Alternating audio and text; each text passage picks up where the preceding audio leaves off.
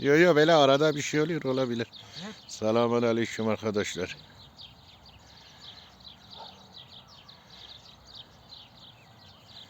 Maşallah cesurumuz 3 gündür tedirgin içindeydi. Yeni bugün çıkarttık, keyfi yerinde.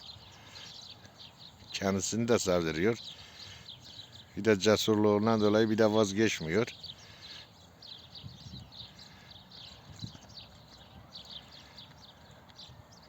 İşte köpeklerde asalet çok önemlidir arkadaşlar.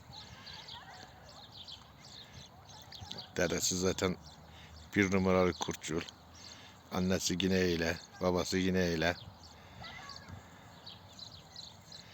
Cesur da inşallah yürekli bir köpek yolu çıkar. Neslini millete veririz.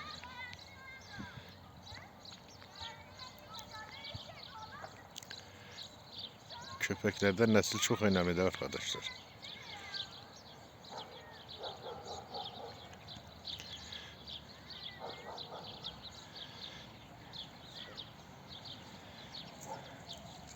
Cesur.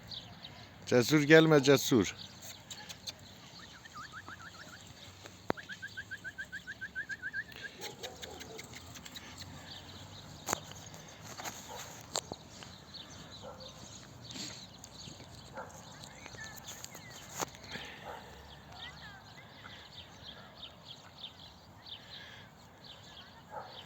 Cesur oyun peşinde.